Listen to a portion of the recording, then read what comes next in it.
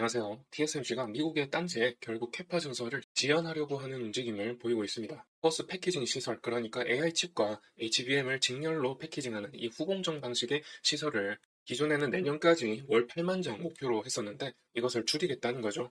왜냐하면 간단하게 말씀드리면 일단 중국향, 특히 화웨이향 첨단 반도체를 공급하지 못하게 막은 것과 앞으로 트럼프 당선인이 가할 제재라든지 보조금 축소 등의 불확실성에 대항하기 위해서겠죠. 그러면은 우선 그런 사항들을 이슈를 통해서 함께 보시도록 하면요. 우선 코어스 패키지의 용량부터 보시게 되면은 아래에 월 생산 용량이 올해에만 4만 개, 3만 개에서 4만 개 사이에 웨이퍼 생산량을 달한다고 되어 있습니다.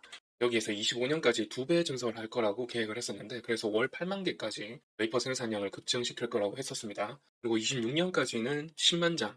그런데 AI칩 주요 고객사의 강력한 수요 증가에 의해서 26년까지 10만 개에서 12만 개를 계획했었는데, 여기서 좀 더 확장해가지고 14만에서 15만 개까지 웨이퍼 생산량을 증가시킬 거라는 예측까지 나왔었습니다. 그러니까 쉽게 말씀드리면은 지금 3만 장에서 4만 장인데 25년에 2배, 26년에도 2배 이렇게 증가시킬 거라고 했었죠. 그런데 그렇게 하더라도 25년에 2배를 증가시키더라도 그래도 수요가 공급을 계속해서 앞지를 것이라고 하고 있습니다. 이만큼 AI 산업이 이제 시작이고 앞으로 계속해서 증가세, 성장성을 뚜렷하게 보여줄 거다. 라는 것을 이런 가이던스를 통해서 알 수가 있는 거죠. 그런데 여기에 지금 트럼프가 조금 찬물을 끼얹는 말을 계속해서 언행을 펼치고 있습니다. 우선은 TSMC에다가 미국이 10나노 이하의 첨단 인공지능 칩을 중국향으로 출하를 중단시킬 것을 지금 통제해왔다라고 하고 있죠. 이 AI 칩을 공급받는 업체는 중국의 바이두, 알리바바, 화웨이 이런 업체입니다. 특히 오늘 화웨이 같은 경우는 지금 자율주행차를 공개를 했습니다. 유튜브에 공개를 했는데 1,000만 뷰가 넘었다고 하죠.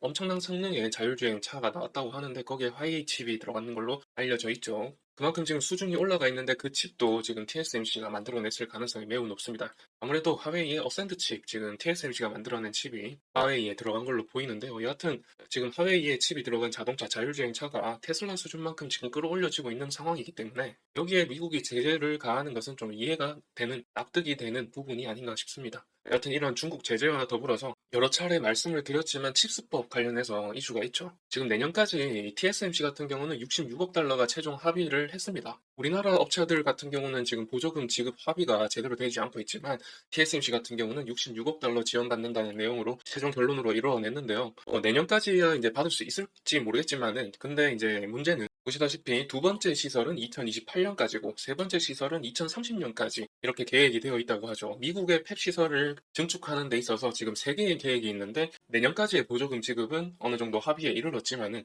그 이후로는 지금 이제 보조금 지급이 안 될 가능성이 높죠. 아무래도 트럼프 정부 시절 안에 있기 때문에 추가적인 어떤 보조금 지급이 이루어지지 않을 가능성이 높아서 그렇다면은 이제 28년, 30년 이 캐파 증설 계획은 조금 물거품이 될 가능성이 좀 있어 보이죠. 가뜩이나 삼성전자도 지금 보조금을 받지 않아서 공사를 중단하고 오히려 위약금을 무는 방식으로 지금 하고 있는데 TSMC는 오죽하겠습니까? 여하튼 TSMC가 이런 이제 두 가지 불확실성에 의해서 좀 캐파를 줄인다라는 내용이 나오고 있습니다. 보시면은 이제 뉴스 타이틀이 2026년까지 뭐 코어스 용량 확장 속도를 늦출 거다라고 하고 있죠.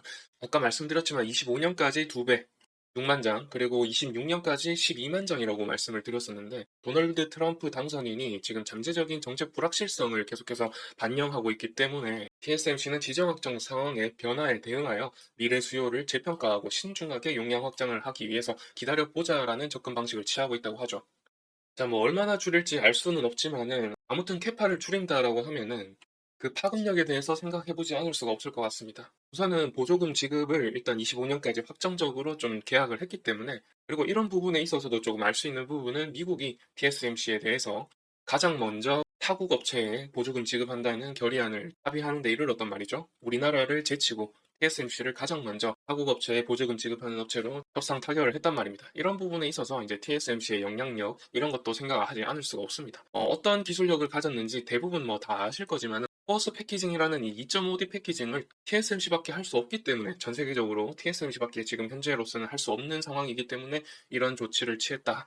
그리고 중국향으로 첨단 나노 반도체 칩을 제공을 했음에도 불구하고 어떤 제재를 가할 수 없는 입장, 그러면서 보조금을 지급하는 입장, 이런 것도 이제 미국에 겉으로는 강하게 밀어붙이는 듯하나 속으로는 어쩔 수 없는 이런 정책적인 신정이 들어가는 이런 부분들이 좀 드러나지 않나 생각을 해볼 수가 있죠. 그래서 이제 코어스 패키징에 대해서 조금 간략하게 좀 설명을 드리자면, 이게 이제 코어스 패키징의 이 모식도가 되겠는데, 중간에 인터포저라는 게 들어가는 게 특징이 되겠습니다. 이 인터포저 위에 HBM이 들어가고, HBM 8개죠. HBM 8개가 들어가고, 엔비디아의 AI 칩, AI 반도체 칩이 2개씩 들어가죠. 이렇게 시스템 온 칩을 구성화해가지고 인터포저 위에 올립니다. 그래서 이 인터포저 안에도 헤로도가 들어갑니다. 헤로 들어가서 AI 칩과 HBM을 직렬로 연결시켜줘서 빠른 처리 속도를 보여줄 수 있게 하는 이런 이제 패키징 방식을 코어스 패키징이라고 하고요. 이 방식을 지금 세계적으로 TSMC밖에 할 수 없고, 또한 삼성전자도 최근에 2.5D 패키징을 개발하고 있죠. 그런데 아직까지 멀었다라는 얘기가 나오고 있기 때문에 여전히 이제 TSMC의 그 입지가 명실상부 독점적이다라고 할 수가 있겠습니다. 그런 점 때문에 미국이 사실 이제 TSMC를 어떻게 할 수가 없는 입장이다라는 점에서 보조금도 지급하고 제재를 별로 하지 못하는 이런 상황이 펼쳐지고 있는 것이죠. 그런데 이런 것들이 트럼프 당선인이 이제 내년부터 행정을 시작하게 되면은 또 어떤 구도로 변화가 생길지 모를 일이죠. 그래서 이제 TSMC가 불확실성에 의해서 좀 대응을 하겠다라고 하고 있는 겁니다. 여하튼 이렇게 되면은 그 파급력은 아무래도 이제 아까 보셨다시피 25년에 2배, 26년에 2배씩 이렇게 캐파를 늘린다면은 아무래도 하이닉스도 지금 가동률이 100% 넘어 있는 상황이란 말이죠. 그래서 하이닉스가 25년도에 이 이천 공장과 청주 공장을 신설을 하고 있습니다. 그게 이제 완공이 되면은 25년도부터 이제 가동이 된다라고 알려져 있는데, 그게 이제 캐파가 기존에 비해서 거의 뭐 30에서 50% 정도의 캐파 증설 효과를 불러일으킨다고 하는데, 그래봤자 이제 별로 안 되겠죠. 지금 100% 가동률을 보이고 있는데 2배 이상 키워도 모자랄 판에 150%면은 이제 아직까지 부족하다. 그런 점 때문에 삼성전자의 물량이 필요해서 엔비디아가 계속해서 이제 삼성전자를 콜테스트 통과시킬 거라는 얘기가 계속해서 나오는 이유가 공급이 이렇게 딸리기 때문입니다. TSMC가 내년도에 6만 장까지 끌어올린다고 하는데 SK 하이닉스 100% 공급을 하더라도 부족한 상황이란 말이죠. 그래서 나머지 부분을 마이크론과 삼성전자 물량으로 대체할 거다라는 말인데, 삼성전자는 계속해서 발열 문제가 해결되지 않고 있고 마이크론도 통과했죠. 여하튼 나머지 물량을 뭐 마이크론과 삼성전자가 양분해서 이제 공급하게 될 텐데, 이렇게 TSMC가 이제 공급량을 조절을 들어가 버리면은 아무래도 삼성전자 마이크론이 조금 더 피해가 클 가능성이 높습니다. SK 하이닉스의 그 단독 공급 물량은 계속해서 100%를 유지할 거고, 그 나머지 물량을 좀 양분할 가능성이 높아서, 그렇다면은 이제 삼성전자 마이크론의 소부장들 이쪽으로 좀 타격이 있을 것 같고, 하이닉스 쪽으로는 별로 타격이 없을 걸로 저는 예상을 하고 있습니다. 그렇게 뭐 가격 조절도 뭐 지금 상황으로서 지금 상황을 보면은 하이닉스 기술력이 엄청나게 올라와 있기 때문에 지금 16단 얘기도 나오고 있고 20단도 벌써 내년부터 뭐 양산한다는 얘기가 나오고 있기 때문에, 이 삼성전자와 마이크론이 아직까지 따라가지 못하고 있는 기술력을 갖고 있기 때문에 하이닉스의 물량 조절과 뭐 가격 조정 이런 것들이 좀 쉽게 이루어지지 않지 않을까라고 생각을 하고 있습니다. 그런 점에서 그런 뭐 마이크론과 삼성전자가 하이닉스의 물량을 뺏어간다라는 어떤 관점에 의해서 이 하이닉스의 주가가 좀 빠졌습니다만은, 저는 좀 납득이 안 되는 상황이라는 말씀을 좀 드립니다. 그래서 여하튼 이제 HBM 관련해서 하이닉스의 밸류 체인들이 묶여져 있는 ETF가 되겠는데, 하이닉스라든지 뭐 한미반도체, 뭐 테크윈, YC 이런 업체들의 주가가 오늘 반등하고 있는 움직임이 나오고 있어서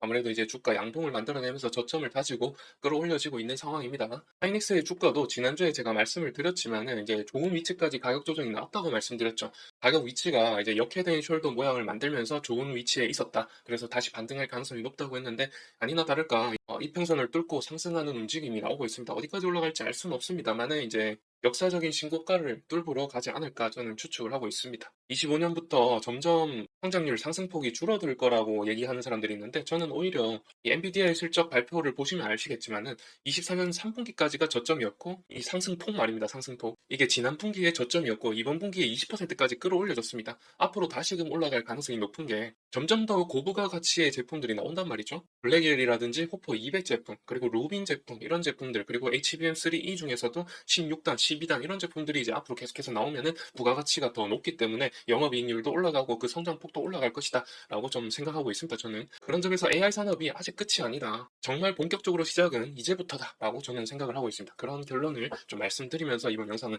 마쳐보도록 하겠습니다. 시청해주셔서 감사드리고요. 다음에 또 새로운 이슈 가지고 유용한 정보를 가지고 찾아와 보도록 하겠습니다. 그러면 감사드리고 다음 영상에서 뵐게요.